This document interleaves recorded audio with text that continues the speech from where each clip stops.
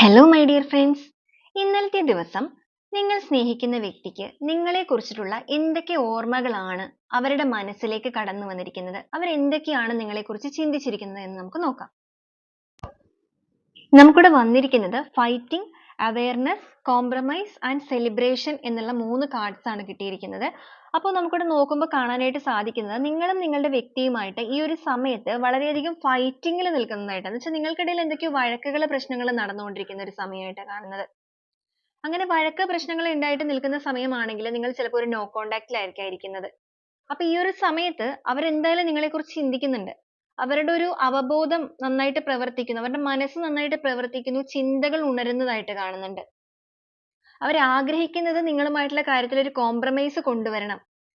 ഇനിയും ഫൈറ്റ് ചെയ്തിട്ട് മുന്നോട്ടേക്ക് പോകണ്ട, ഒരു കോംപ്രമൈസ് കൊണ്ടുവരണം എന്ന് അവർ ഭയങ്കരമായിട്ട് ആഗ്രഹിക്കുന്നുണ്ട്. അതിനു വേണ്ടിയിട്ട് അവരായിട്ട് തന്നെ മുൻകൈ എടുക്കാനാണ് തീരുമാനിച്ചിരിക്കുന്നത്.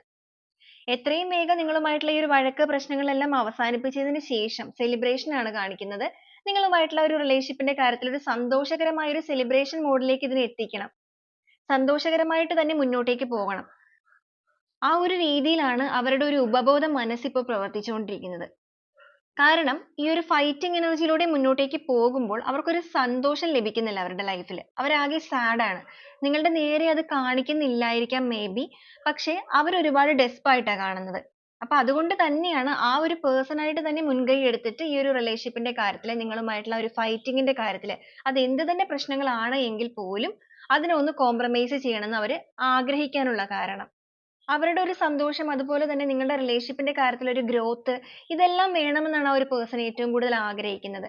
വളരെയധികം സന്തോഷത്തോടു കൂടി തന്നെ മുന്നോട്ടേക്ക് പോകണം. ഈ ഒരു വഴക്ക്, പ്രശ്നങ്ങൾ വന്നിട്ട് സ്റ്റോപ്പ് ആയി പോകേണ്ട ഒന്നല്ല ഈ ഒരു റിലേഷൻ എന്നൊരു ചിന്ത അവർക്ക് ഭയങ്കരമായിട്ടൊരു അവബോധം ഉണരുന്നു അവരുടെ ഉള്ളിൽ.